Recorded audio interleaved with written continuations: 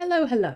For those of you who don't know me, my name is ThatWriterWoman. I create a lot of writing, but I'm also a streamer on the internet, which was a strange twist of fate. As such, I wanted to make this very first YouTube video on this channel a reading video. Why? Because I am raising funds for a new streaming setup because my laptop, my trusty laptop, my old lady, my lovely OAP has finally shut down. And so raising funds for a new PC would be brilliant. Hence the overlay. Up here is our goal, and that is the details of Tiltify. And then if you scan down there, you can donate whatever you can, whatever you'd like. Anything. 50p would be of so much use. So yes, I thought today that we would do a read-along. I had the idea to do some read-alongs a long time ago, but then I looked them up, and apparently you cannot read any books that aren't over 100 years old because they're out of copyright. Which took the wind out of my sails a bit, because I wanted to start with something like Hunger Games, because at the moment I'm into Hunger Games. But then I remembered I have a lovely vintage book collection to go through. And I thought, what better way to increase my understanding of the classics and also enjoy these vintage books and also raise funds for the new setup than to do a vintage book read-along. Now, if you follow my streams, you know why I'm starting with this one. We're going to start with The Three Musketeers by Alexandre Dumas. And this is a lovely, lovely book that I picked up. I think it was at a small... It wasn't an auction. It was at a National Trust. It was at a National Trust property, and I picked up a couple of them. This one was £3. It has a stamp at the front which says IHR Robbins. I don't know who that is. If anybody on the internet knows who that is, I've looked it up over and over again, but I just can't figure it out. It's a lovely copy. It's a copy that was published in 1952, so it's not that old, but the story is old. It was published in 1844, so I'm hoping this will be nice and out of copyright so that we can begin our story. My setup is set up for writing, and as you see, I've got a dark background. I've got leather here, which is good and bad because it makes the pages look a lot lighter. These pages are very yellow in real life, and because I've lit them up now, it's really nice to see them on screen nice and white. It looks a lot fresher than the book actually is. It also lets me read a little bit easier because my eyes aren't fabulous. I'm going to skip the author's preface. I'm going to jump straight to the story. If I mispronounce things, a lot of this book is set in France, as I understand. And if I mispronounce things, then I do. And I'm sorry. And if you want to correct me in the comments, please do. Also, this bookmark, I painted it. This is a print of a paint that I did of some Hawthorne for Beltane. On stream, we do Friday crafting streams. If you'd like a copy, I'm in the process of setting up a Ko-fi where it will be free to download. I was also going to offer a print service if anyone wanted it, but I need to figure out worldwide postage and all sorts for that. So that is all our information, and I think without further ado, we will start our story. The Three Presents of M. D'Artagnan, the Father.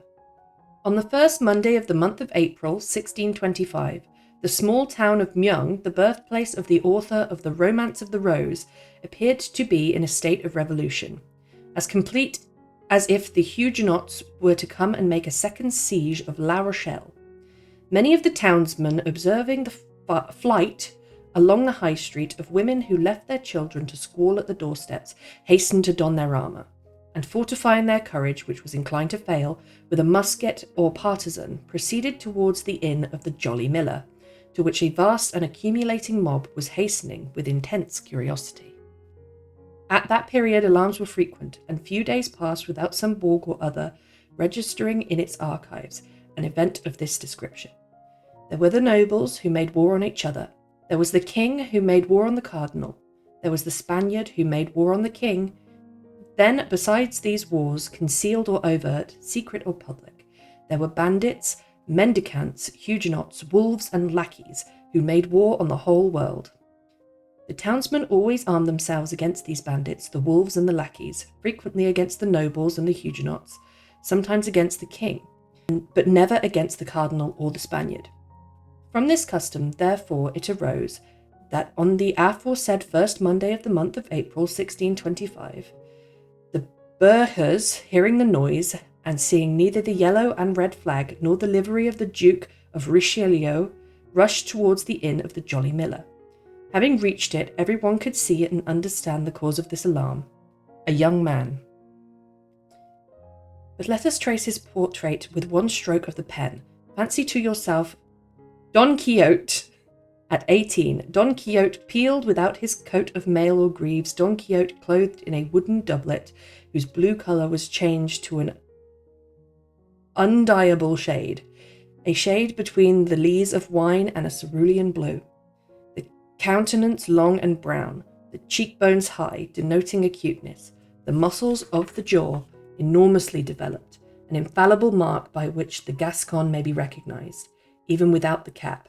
And our youth wore a cap, adorned with a sort of feather, the eye full and intelligent, the nose hooked but finely formed, the whole figure too large for a youth, yet too small for an adult. An inexperienced eye would have taken him for the son of a farmer on a journey, had it not been for the long sword, which, hanging from the leathern belt, banged against the heels of its owner while he was walking, and against the rough coat his steed when he was mounted.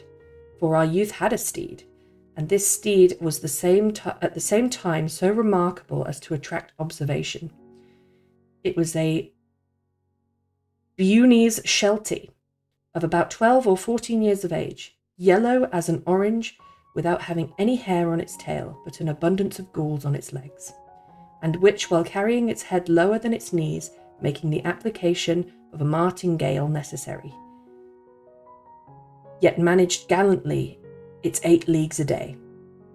Unfortunately, these useful qualities of the steed were so well concealed under its strange coat and eccentric gait at the time when everyone knew something of horses, the apparition of the aforesaid Sheltie at Meung, which had entered the quarter of an hour before by the gate of Bugency, produced a somewhat unfavourable sensation or impression, which extended even to its master. And this impression was more painful to young D'Artagnan, for that was the name of the Don Quixote for this second Rosinante, which he could not conceal himself for the ridiculous light, for he, albeit so good a horseman, was placed by such a steed. He had therefore sighed deeply when he accepted the gift from M. D'Artagnan, his father. He knew that such a beast was worth about 20 francs. It is true that such words which accompanied the present were above price. "My son," said the Gascon gentleman, in that pure beauty's patois or dialect, which Henry IV could never entirely shake off. "My son, the horse was born in the paternal homestead about 13 years ago, and has remained in it ever since, which ought to make you regard it with affection. Never sell it. Let it die honourably of old age and in tranquillity, and should you make a campaign with it, take as much care of it as you would an old servant. At the court, if you should ever have the honour to be presented, an honour, however, to which your long line of noble ancestors entitles you, support your dignity with the name of gentleman, which has been honourably borne by your ancestors, for the sake of you and yours, for more than 500 years. Never submit quietly to the slightest indignity, except it processed from the cardinal or the king. It is by his courage, mark this well, it is by his courage alone that a gentleman makes his way nowadays. Whoever hesitates one moment lets perhaps that chance escape him, which fortune for the moment alone has offered him. You are young and ought to be brave for 2 reasons. The first, because you are a Gascon. The second, because you are my son. Have no fear of the many imbroglios, and look out for adventurers. You have been taught to handle the sword. You have muscles of iron, a wrist like steel. Fight wherever you can, and more so because duels are forbidden, and consequently it requires twice as much courage to fight.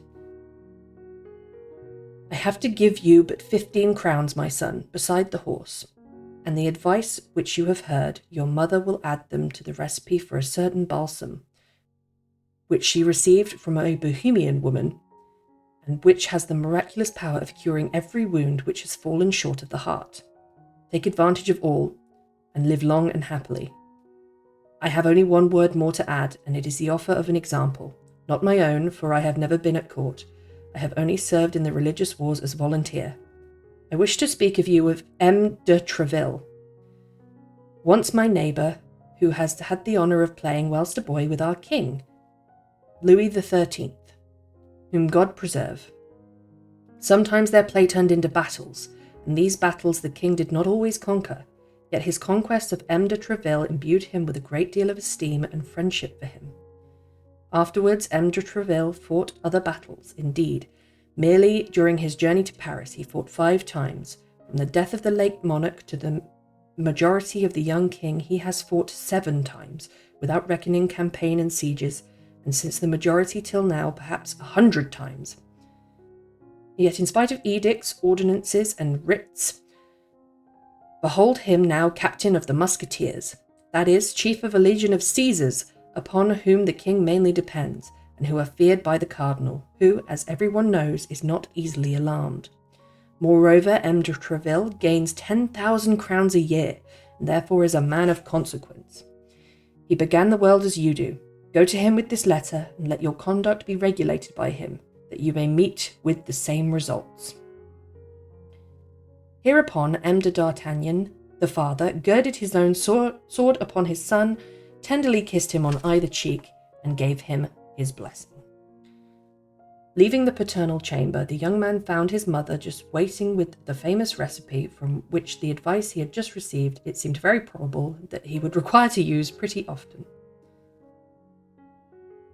The adieus were no longer and more tender on his side than on the other, but not that M. d'Artagnan loved his son, who was his only child, but that M. d'Artagnan was a man who would have considered it unworthy of himself to give way to any sentiment, while Madame d'Artagnan was a woman, and, what is more, a mother.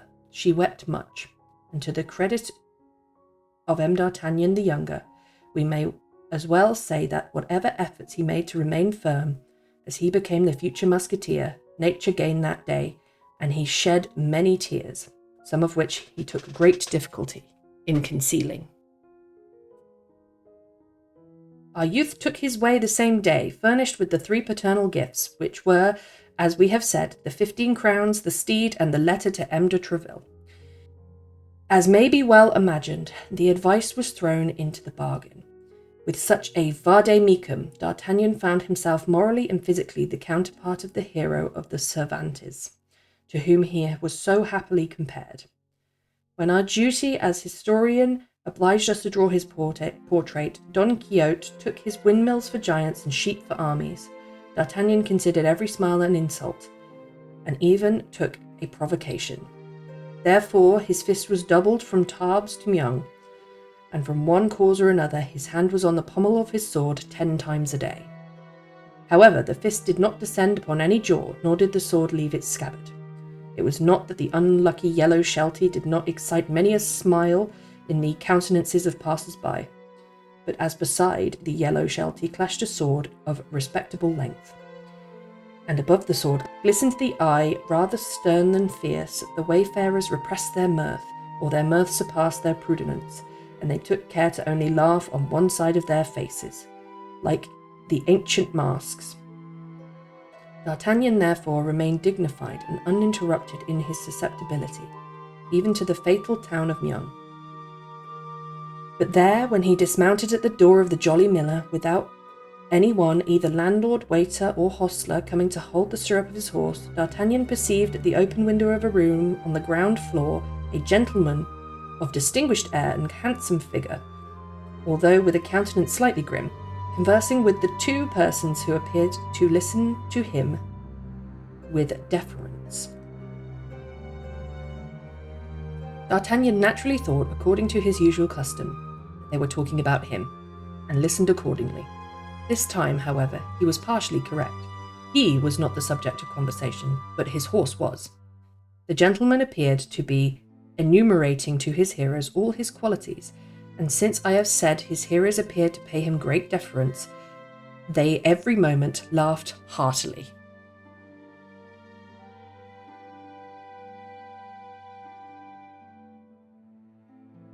Now, since even the slightest smile was sufficient to rouse the anger of our youth, we may well imagine what effect such unbound mirth was likely to produce upon him. Nevertheless, D'Artagnan wished to examine the countenance of the impertinent fellow who thus laughed at him. He therefore fixed his stern look upon the stranger and saw a man from 40 to 45 years of age, with eyes black and piercing, complexion pale, nose strongly marked, and moustache black and carefully trimmed. He was attired in a violet-coloured doublet and breeches, with points of the same colour, and no other ornament than the sleeves through which the shirt passed. This doublet and these breeches, although new, played divers wrinkles and creases, as if they had been some time packed up in a portmanteau. D'Artagnan made for the observations with the rapidity of the most minute observer, and doubtless with an instinct which told him that this unknown was to have a vast influence on his future life. At the very moment that D'Artagnan fixed his eyes on the gentleman with the violet doublet, that individual made one of his wisest and most profound remarks upon the Bhutanese sheltie. His two auditors roared with laughter, and he himself, contrary to his usual custom, permitted a short of sickly smile to wander over his countenance. This time there was no room for doubt. D'Artagnan was really insulted.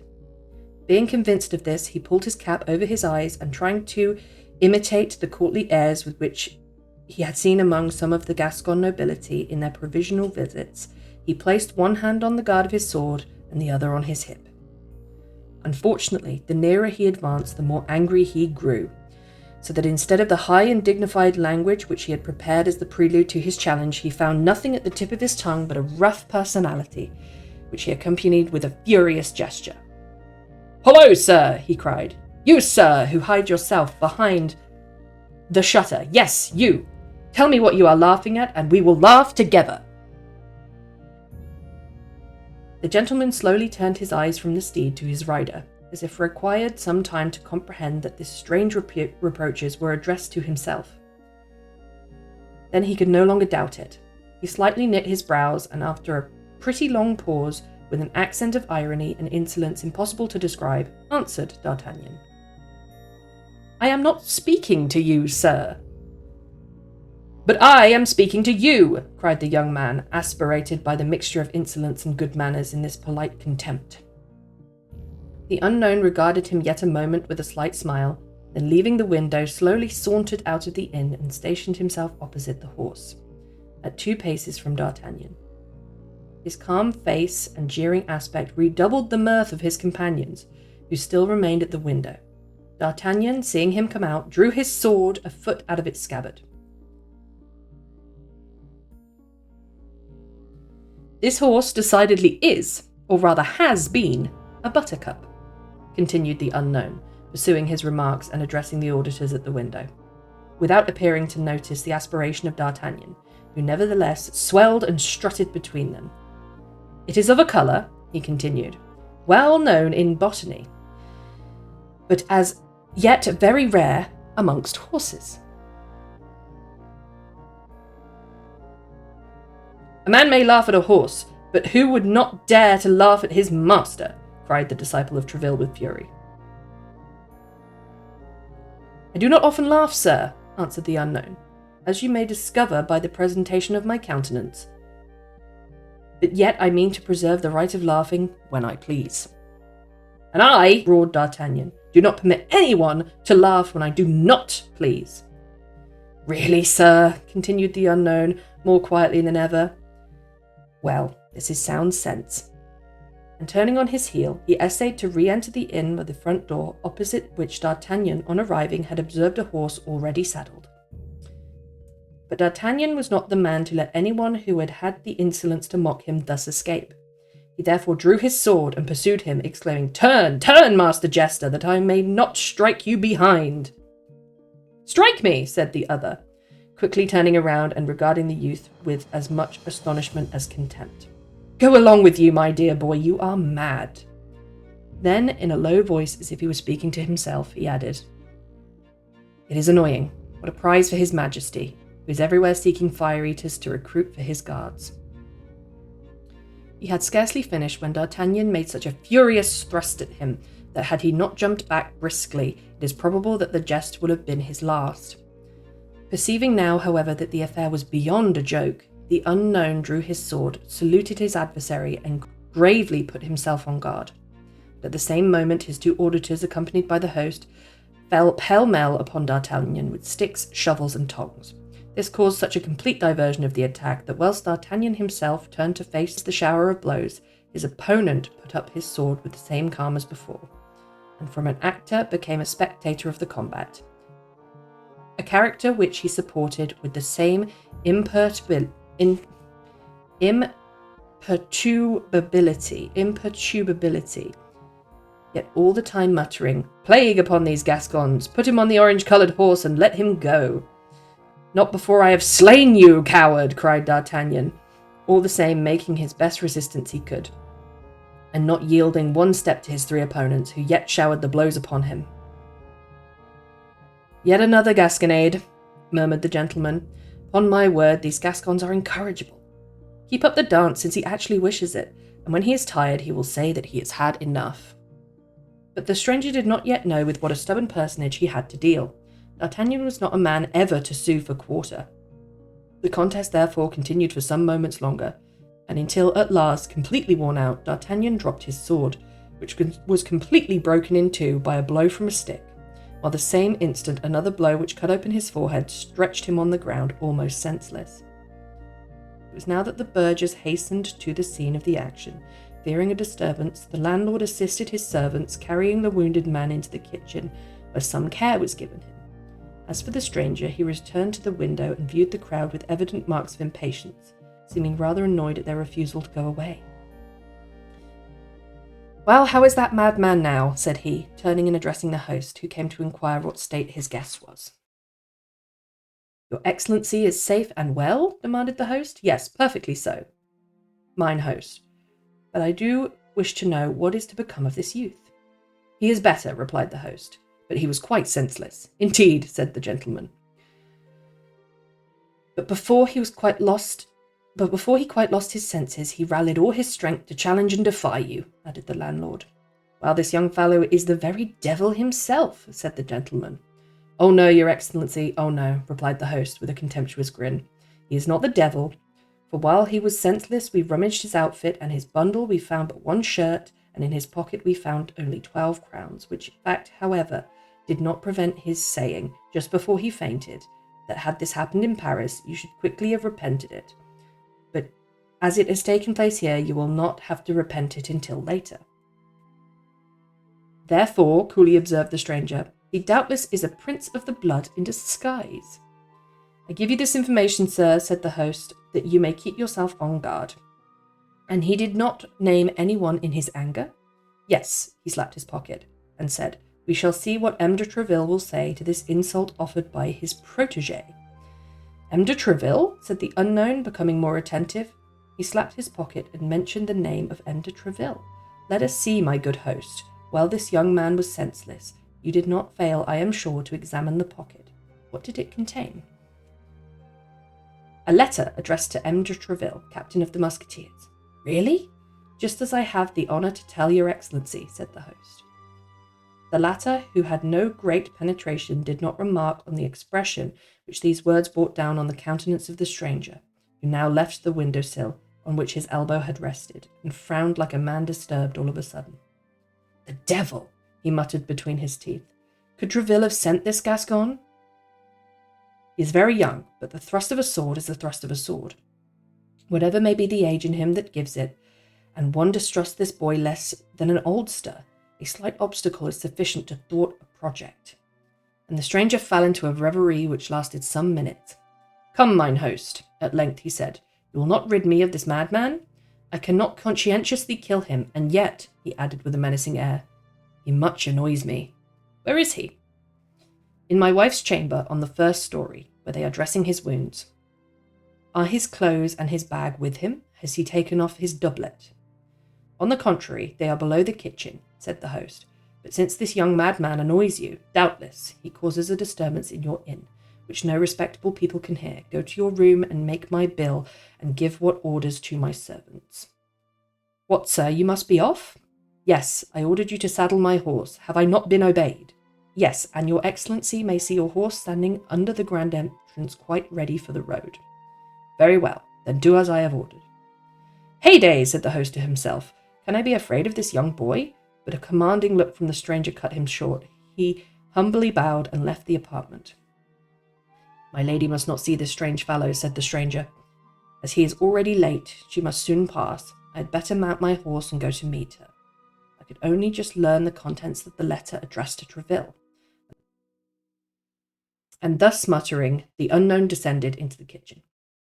In the meantime, the landlord, who doubted not that this youth's presence drove the stranger from his inn, had gone to his wife's chamber, and found that D'Artagnan had regained consciousness.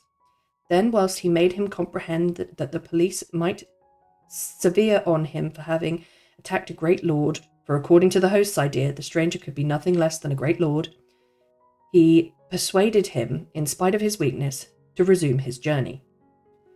D'Artagnan, half stunned, without doublet, head completely bandaged, arose, and pushed out by the host, and began to descend the stairs.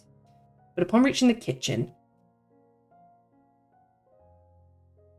the first object he saw was his opponent, who was quietly talking to the door of a heavy carriage, drawn by two large Norman horses. The person with whom he conversed was a woman of about 20 to 22 years of age, whose head appeared through the window of the carriage, like a picture in a frame. We have already said how rapidly D'Artagnan first caught the expression of a countenance. He saw, therefore, at first glance that the lady was young and attractive. Now this beauty was more striking to him as it was completely different from that of his own southern country. She was a pale, fair person, with long curling hair falling on her shoulders, large blue languishing eyes, rosy lips, and alabaster hands. She conversed with the unknown with great vivacity. So his eminence commands me, said she, to return immediately to England and praise him with all speed whether the Duke has left London, said the unknown. And as to my other instructions, demanded the fair traveller. They are enclosed in this box, which you will not open until you are on the other side of the channel. Good. And you? What are you going to do? I will return to Paris. Without chastising this insolent boy? Demanded the lady. The unknown was about to reply, but ere he could do so, D'Artagnan, who had heard every word, rushed to the doorway. It is that insolent boy, he cried, who chastises others, and I hope that this time he who deserves chastisement will not escape him. Will not escape him? Echoed the unknown, knitting his brows. No, in the presence of a woman you would hesitate to fly, I presume. Consider, said the lady, seeing the gentleman place his hand on his sword. Consider the slightest delay might ruin all. You are right, said the gentleman.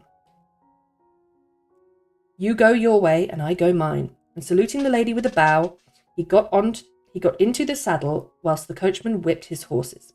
The lady and gentleman therefore went off at a gallop towards the opposite ends of the street. Hollo, your bill! Shouted mine host, whose affection for the traveller was changed to the most profound contempt when he saw him departing without paying.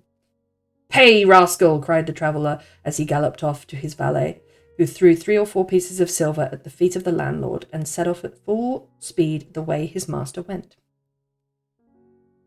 Oh, coward! Wretch! False-hearted gentleman! Cried D'Artagnan, rushing after the valet. But he was still too feeble from his wounds to bear such an effort. Scarcely had he gone 10 paces before his ears tingled and vertigo seized him. A cloud passed before his eyes, and he fell down in the street with a final cry of "Coward! Coward! Coward!" He is a sad coward, verily, murmured the host, who now approaching D'Artagnan endeavoured to soothe him by this flattery as the heron in the fable, her friend the snail. Yes, a sad coward, murmured D'Artagnan, but she is beautiful. Who is she? Said the landlord. My lady, murmured D'Artagnan, and then fainted away. Never mind, said the host. Although I have lost 2, at any rate I have secured this one, whom I am sure of keeping for some days. At all events I shall gain 11 crowns. It must be borne in mind that 11 crowns was the exact sum which remained in D'Artagnan's purse, and the host had reckoned upon 11 days' illness at 1 crown a day. On this point, however, he reckoned with his guest, The following day, D'Artagnan left his couch, went down to the kitchen, and besides certain ingredients, the names of which have not descended into posterity, demanded some wine, oil, and rosemary, which with his mother's recipe in his hand he compounded into a salve, wherewith he anointed his numerous wounds, renewing his plasters himself, and not allowing the interposition of any leech. Thanks, no doubt, to the Bohemian salve, and perhaps also to the absence of the leech, D'Artagnan found himself on foot in the evening, and almost cured by the next day. But at the moment he was paying for his wine, oil, and rosemary, the sole expense he had incurred, for he had been completely abstinent, whilst, on the contrary, no one believed the hostler. The yellow horse has eaten 3 times as many oats as one would have supposed possible from his size. D'Artagnan found nothing in his pocket but his little purse, and its 11 crowns. As for the letter to M. de Treville, that was gone. The young man began looking very patiently for this letter, turning about and rummaging his pockets and fobs 20 times, rummaging his valets again and again, and opening and shutting his purse. But when he was quite convinced that the letter was not to be found, he gave full vent to another fit of rage in a manner which was like to make necessary a second deconcoction of wine and spiced oil. For, upon beholding this man scatterbrain raging and threatening to destroy everything in his establishment, if the letter were not found, the host has already seized upon a spit, his wife upon the handle of a broom, and the servants upon the same weapons they had wielded the evening before. "My letter of introduction!" cried D'Artagnan. "My letter of introduction! Or, by Saint Denis, I will spit you all like so many ortolans." One circumstance prevented the youth from accomplishing his threat, which was that his sword, as we have said, had unfortunately been broken in 2 in the first struggle, a mischance he had entirely forgotten. Consequently, when D'Artagnan went to draw it in earnest, he found himself armed with only a stump, about 8 or 10 inches long, which the host had carefully thrust into its scabbard. As for the rest of the blade, the cook had adroitly set it aside for a larding pin. And yet it is probable that this deception would not have stopped our fiery youth, had not the host reflected that the demand which his guest made was perfectly just. "But after all," he said, lowering his spit, "where is the letter?"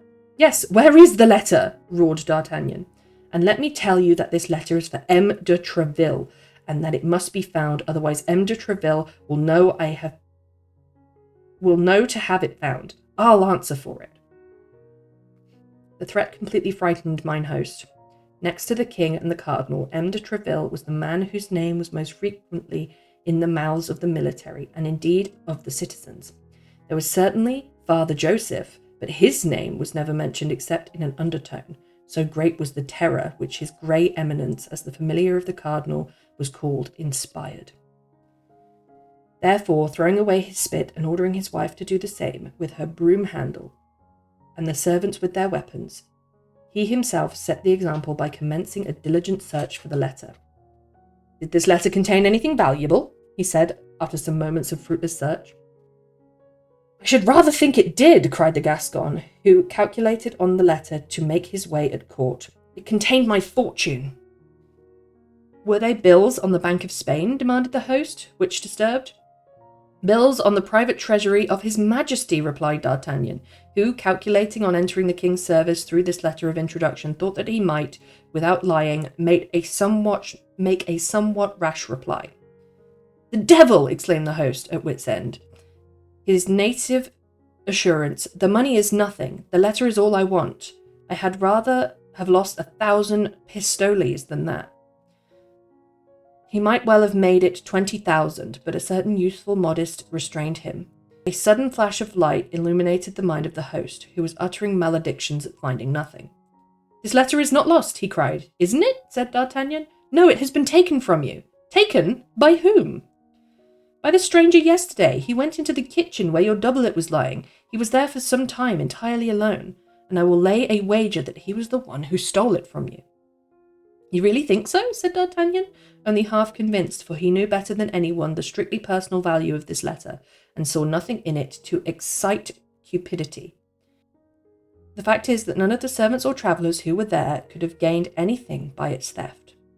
You say, then, continued D'Artagnan, that you suspect this impertinent gentleman.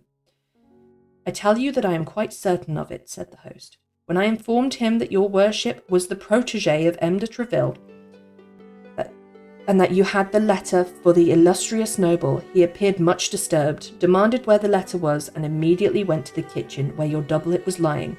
Then he is a robber, said D'Artagnan.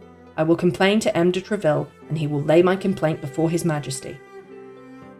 And he majestically drew from his pocket 2 crowns, which he handed the host, who followed him cap in hand to the archway, where he remounted his yellow horse, which carried him without further incident to the gate of Saint Antoine at Paris, where its owner sold the animal for 3 crowns, which was a good price, considering that D'Artagnan had overridden him in the last part of his journey.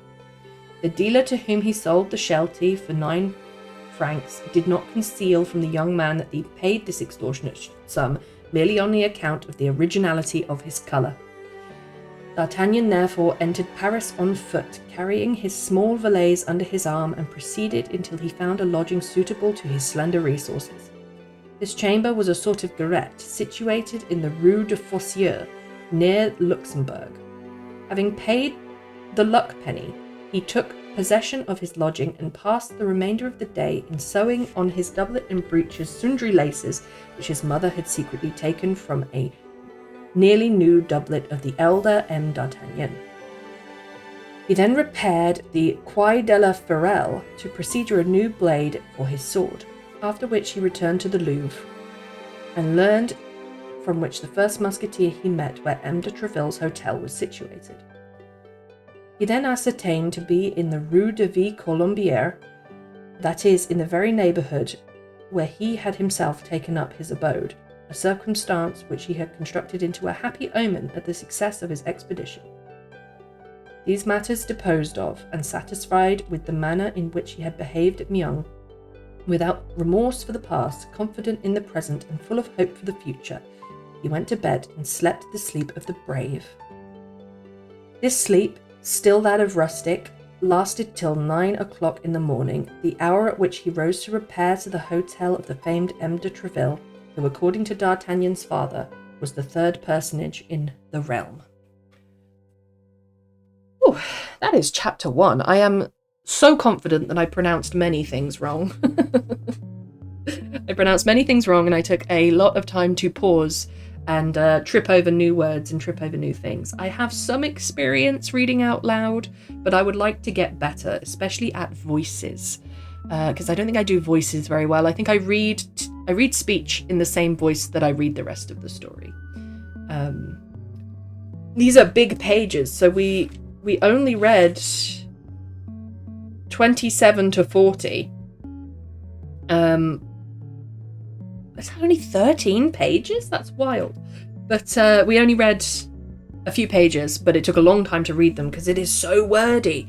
And as with the language of this time, there is very long sentences with a lot of semicolons and a lot of commas until we reach a full stop. And so I feel like I'm anticipating a full stop in the sentence. So my sort of cadence starts to trail off. And then I realise that the sentence is only half done and I have to pick it back up again. But yes, that was quite fun indeed. I'm going to mark the page. And then I will be back with another episode, I guess you'd call it. And we'll read chapter 2 together. I hope that during me reading these, I am going to get better at reading aloud. That is the plan. Thank you for joining me. I really appreciate it. As a reminder, this is all to raise funds for a new setup, which I stream from. I stream writing and reading, crafting and gaming on various days on Twitch, and I really enjoy it. And I've built the loveliest community on the internet, and I would really love to continue it. But this old laptop has to go, I'm afraid. She stood me in good stead for a very long time, almost like D'Artagnan's buttercup horse. She stood me in good stead, but she is old, and she must go. But yes, I hope you've enjoyed this, and I'll see you next time. Bye, everyone.